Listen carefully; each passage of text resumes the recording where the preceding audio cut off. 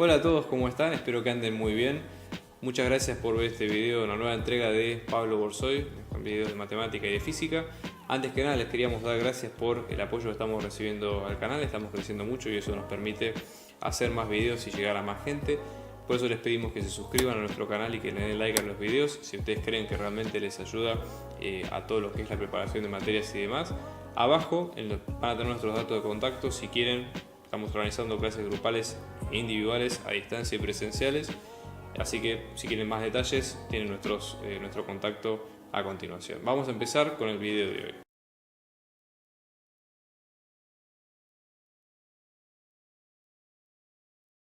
Bien, vamos a arrancar con la serie 11, que lo que nos pide es lo siguiente. Nosotros vamos a tener, como dice el problema, una hormiga, ¿sí?, que va a estar en reposo.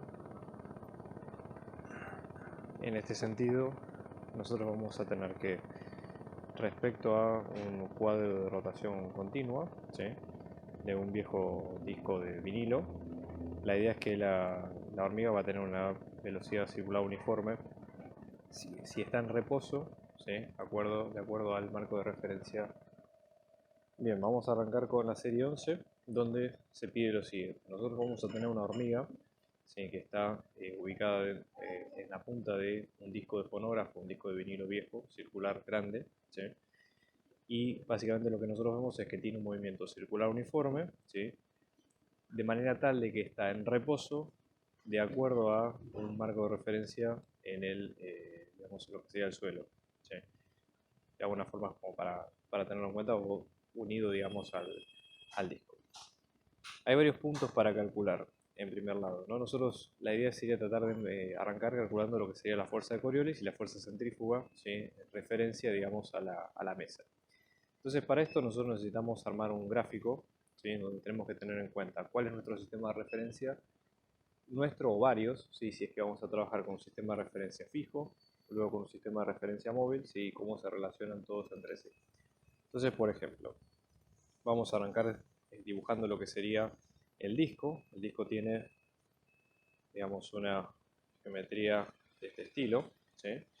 Vamos a centrar, bueno, el centro acá está ubicado en O, ¿sí? Vamos a tener, por ejemplo, fíjense que acá tenemos el sistema fijo dado por x1, x2, x1 versor, después tenemos x2 versor, x3 versor, ¿sí? Entonces vamos a ubicar el sistema O, x1, x2, x3, todo este sistema, ¿sí?, es el sistema de referencia fijo del problema, ¿okay? Luego a esto vamos a tener el sistema de referencia móvil. Entonces, supongamos que la hormiga está ubicada en el punto A, que va a ser uno de nuestros puntos de referencia. Entonces vamos a tener, por ejemplo, el eje I sub 2, el eje I sub 1, ¿sí?, y el eje I sub 3, donde en este caso, para este sistema de O, I1, I2, I3, es el sistema de referencia móvil en rotación. Es decir, tanto el sistema fijo como el sistema móvil comparten el mismo origen, ¿sí?, están situados en la misma ubicación, pero la única diferencia es que el sistema móvil en rotación, ¿sí?, justamente se describe el movimiento con un movimiento circular uniforme, ¿okay?, de rotación a través del disco. Eso por un lado. Después, si nosotros quisiéramos caracterizar el movimiento, digamos, caracterizar el movimiento de lo que sería el disco, deberíamos contar con un sistema de referencia o un sistema de coordenadas, en este caso cilíndricas, ¿sí? Vamos que la rotación sea en este sentido, ¿okay? Entonces, las coordenadas, vamos a trabajar como siempre, vamos a tener una coordenada radial, E sub ρ, vamos a coordinar una coordenada, ¿sí?, con el ángulo θ, que recorre por unidad de tiempo el problema, ¿sí? Entonces tenemos E sub θ, y luego tenemos E sub z acá hacia arriba. ¿Okay? Esa sería un poco la idea. Y todo este marco de referencia se está moviendo con una velocidad omega constante. ¿Okay? Entonces, vamos a ver cuáles son los supuestos con los que nosotros deberíamos empezar a trabajar como para ir después desarrollando las ecuaciones que pide el problema en cuestión. Primera cuestión que nosotros tenemos es que el radio, en este caso, del disco es constante. Eso implica, ¿sí?, que si nosotros tenemos un disco de radio constante y el radio es la coordenada radial del sistema de coordenadas cilíndricas, ¿sí?, nosotros lo que vamos a tener es que ρ, que es la coordenada de la distancia del punto hacia el centro, nos va a quedar igual que el radio. Y que en este caso esto es una constante. Por ende, si nosotros derivamos esta magnitud respecto al tiempo, dos veces para lo que es la velocidad o la aceleración o la tasa de cambio de esto respecto al tiempo, en ambos casos vamos a tener que la derivada nos va a dar 0. ¿Okay? Con lo cual simplificamos bastante el problema. Luego, nosotros lo que tenemos es que si tomamos este sistema como referencia, ¿sí?, el ángulo θ, ¿sí?, básicamente es el ángulo que nosotros medimos de lo que sería la proyección del punto respecto del plano basal x1, x2, y cómo se mide ese ángulo respecto de x1 positivo. ¿Okay? Entonces, en ese caso, nosotros lo que vamos a tener va a ser que θ, ¿sí?, si en este caso θ no es constante, pero su velocidad angular, θ punto, sí es la constante, que en este caso el problema lo definió como omega. Por lo tanto, al momento de derivar esto respecto al tiempo, nos va a quedar como 0. O sea, obviamente también es un chequeo de decir, si el movimiento es circular uniforme, no tenemos aceleración angular. O sea, básicamente cerrar lo mismo de los dos puntos. ¿Okay? Esa sería la idea. Y la idea, en este caso, sí, a pesar de esto, nosotros tenemos que, podemos usar otro concepto también, que es lo siguiente. La velocidad absoluta y la aceleración absoluta del problema, ¿sí?, para lo que sería, en este caso, tratándose de marcos de referencia inerciales y no inerciales, estamos hablando de que la velocidad absoluta, ¿sí?, de lo que sería el sistema de referencia nuestro, ¿sí?, va a ser 0. Entonces, en este caso, nosotros vamos a tener que la velocidad absoluta, ¿sí?, del punto A, ¿sí?, que sería la hormiga en rotación, en este caso si estamos hablando del sistema de referencia relativo, en este caso nos va a dar 0, ¿okay?, y lo mismo para su aceleración. ¿Okay? Entonces, tener en cuenta esto por las dudas como supuestos. ¿Okay? Entonces, en base a esto ya podemos empezar a desarrollar el tema de, digamos, la aceleración de Coriolis, la fuerza centrífuga y demás, con las ecuaciones que son conocidas, ¿no? Para empezar, nosotros tenemos, por ejemplo, ¿sí?, la velocidad absoluta. Nosotros la velocidad absoluta la estamos midiendo respecto del sistema fijo, o x1, x2, x3. Entonces, acá vamos a hablar de velocidad absoluta, ¿sí?, de A, que sería la hormiga. Esto está dado por dos partes. La velocidad relativa de la hormiga, todo esto en forma de vector, más lo que sería la velocidad del sistema propio de referencia. En este caso, como el sistema de referencia está en rotación, nuestra velocidad va a ser, nosotros hemos dicho que la velocidad por definición también podía ser dada, en el caso de la rotación, como r por omega.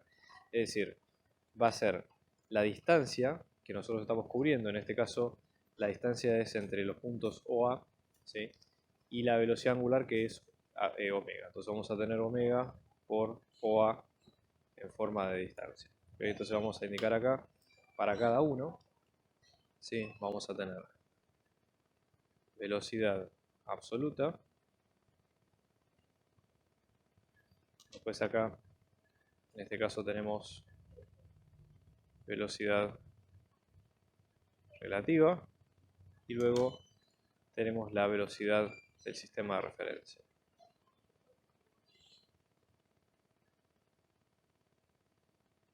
Ya les digo, en este caso solamente rotación, porque el sistema no se está trasladando, sino que está rotando a través del eje de donde están ubicados los dos sistemas. ¿Okay? Bueno, paso siguiente, hay que derivar esta ecuación respecto al tiempo en ambos lados. ¿Sí? Hay todo un desarrollo de esto, de ahí es donde viene el tema de la aceleración de Coriolis. Entonces, yo voy a poner directamente el resultado, porque ya les digo, todo este desarrollo viene antes y tiene que ver con derivar versores y demás. Entonces, la aceleración absoluta de lo que sería la hormiga, en este caso nos va a quedar como la aceleración relativa de la hormiga, ¿sí? Y acá aparecen los dos componentes que nos piden. Por un lado, la aceleración centrípeta, que está dada por el producto vectorial entre la velocidad angular por lo que sería la velocidad angular por brazo de palanca. En este caso estamos hablando de velocidad angular por v, que sería la velocidad del sistema móvil, fíjense arriba.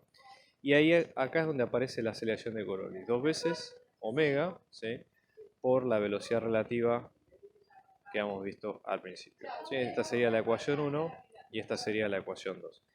Entonces, por eso, nosotros tendríamos que resolver primero la ecuación 1 y luego la ecuación 2 para sacar ambas componentes. Entonces, ¿qué es lo que nosotros habíamos dicho? La hormiga está en reposo, ¿sí?, en el marco de referencia absoluto, ¿sí?, en lo que sería el sistema OX1, X2, X3.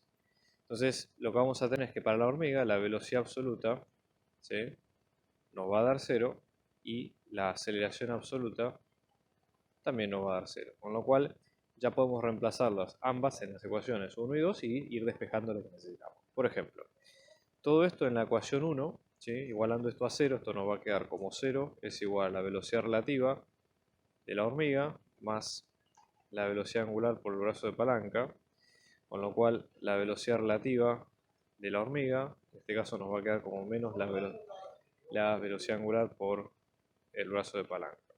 ¿Okay? Esto vamos a tenerlo como ecuación 3. Y de la misma forma, reemplazando por 0 acá, y luego reemplazando esta misma en 2, vamos a tener 0 es igual a la aceleración relativa de la hormiga más la velocidad angular por brazo de palanca más 2 veces la velocidad angular, ¿sí?, por, en este caso, la velocidad relativa, que en este caso nos va a quedar como menos omega por el brazo de palanca. ¿Okay? Ese sería el tema. Entonces ahora, ¿sí?, fíjense que nosotros tenemos qué componentes tenemos en cada caso. Si esto lo simplificamos, la aceleración relativa en A, esto nos va a quedar como, en este caso vamos a tener menos la velocidad angular por brazo de palanca más 2 veces la velocidad angular por la velocidad relativa en A. Okay. Acá, perdón, esto es un menos. Esto sería como va quedando la ecuación. Okay. Vamos a dejar esto como ecuación 4. Bien, y ahora lo que sigue, ¿sí?, es ver cómo viene el tema de las fuerzas centrífuga, ¿sí?, y la fuerza de Coriolis. Entonces, con estos datos que nosotros tenemos a continuación. Vamos a ir definiendo una por una. Fíjense, por ejemplo, en este caso, fuerza centrífuga.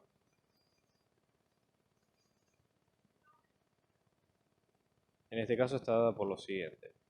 La fuerza centrífuga va a ser menos la masa por la aceleración, en este caso, que tenga el problema de la aceleración centrípeta, ¿sí? Entonces, la aceleración centrípeta, nosotros de acá lo que habíamos dicho es que era este módulo, ¿sí? Todo esto es la aceleración centrípeta. Directamente lo reemplazamos en el módulo siguiente. Entonces esto nos va a quedar como menos la masa por la velocidad angular por el brazo de palanca, la distancia, ¿sí? Fíjense, acá nos tenemos que meter un poco con la parte vectorial. Así que voy a volver, ¿sí?, sobre el diagrama que habíamos hecho al principio. Fíjense ustedes. Omega está apuntando, si usamos el sistema de referencia cilíndrico, omega está apuntando en la dirección de sub z. A su vez, el brazo de palanca, OA, está apuntando en la dirección de sub ρ, ¿sí? Entonces, vamos a reemplazar cada uno en cada caso. ¿Okay? O sea que esto nos va a quedar como menos la masa por, en este caso tenemos omega por E sub z positivo, ¿sí?, por, después vamos a tener omega por E sub z positivo por, y en este caso vamos a tener OA por E sub ρ positivo. ¿Okay? Esto se puede reordenar de la siguiente forma: las cantidades escalares, ponerlas primero y luego ir multiplicando en orden las cantidades vectoriales. Okay, omega cuadrado por OA, el brazo de palanca, y luego acá, en este caso, todo esto por EZ, producto vectorial por EZ, producto vectorial por RO. Lo que conviene hacer en este caso, ¿sí?, dibujar nuevamente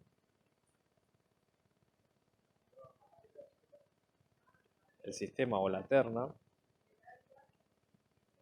y tratar de ver el orden, ¿sí? Más que nada, más allá que la multiplicación es conmutativa, pero tratar de evaluar el orden sobre el cual estamos trabajando. Entonces, por ejemplo, supongamos que empezamos primero así, ¿no? E sub z por E sub rho. Esto sería E sub z por E sub rho, si usamos la regla de la mano derecha, en ese sentido esto nos va a quedar como E sub θ, ¿sí? Y luego tenemos que hacer E sub z por E sub θ. E sub z por E sub θ, si lo recorremos en este sentido, vamos a ir en la elección de menos E sub rho. Siempre usen la regla de la mano derecha para darse una idea de todo esto. Entonces, en definitiva, esto nos va a quedar como menos la masa por omega cuadrado por OA, ¿sí? Por menos E sub rho. Recuerden que OA en este caso es la distancia R del radio, así que en conclusión la fuerza centrífuga nos va a quedar como la masa por la velocidad angular al cuadrado por el radio por E sub rho versor. Y esa sería la definición en este caso. Bien, vamos a ver la fuerza de Coriolis. Entonces, la fuerza de Coriolis está dada por lo siguiente. Nosotros tenemos que multiplicar la aceleración de Coriolis por la masa, es decir, vamos a tener la masa por la aceleración de Coriolis. Volvemos al desarrollo anterior que teníamos de la aceleración que hemos encontrado. Fíjense que de todo el término de la aceleración relativa del móvil, la aceleración de Coriolis es el término que queda libre o fuera de lo que es la fuerza centrípeta. Entonces acá tenemos aceleración de Coriolis. ¿Okay? Entonces, nada, directamente lo copiamos. ¿Okay? Hay que tener cuidado, ya les digo, con el tema de los versores. Así vamos a tener menos 2 veces la masa por la velocidad angular por la velocidad relativa en A. Entonces, desarrollando todos los términos, vamos a tener 2 veces la masa por la velocidad angular por la velocidad angular por OA. ¿Okay? De vuelta hacemos el desarrollo. ¿Sí? Esto de hecho tiene bastante similitud con lo que hicimos antes, así que voy a poner lo mismo. ¿Okay? Vamos a tener 2 veces la masa omega al cuadrado y luego tenemos, fíjense que el orden es el mismo que teníamos antes, así que vamos a tener E sub z por E sub z por E sub rho. Toda esta multiplicación ya dijimos que nos iba a dar, en este caso, menos, ¿sí? Acá, disculpen un detalle, OA queda el radio acá. Todo esto dijimos que nos iba a quedar menos E sub rho.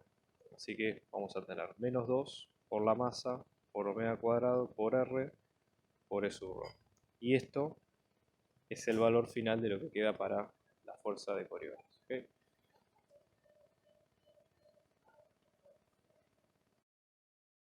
Estamos organizando clases particulares, individuales y grupales para apoyo a las materias parciales y finales, así que abajo dejamos nuestro dato de contacto para si ustedes quieren contactarse y seguir averiguando de la clase lo pueden hacer. Un abrazo grande y muchos éxitos.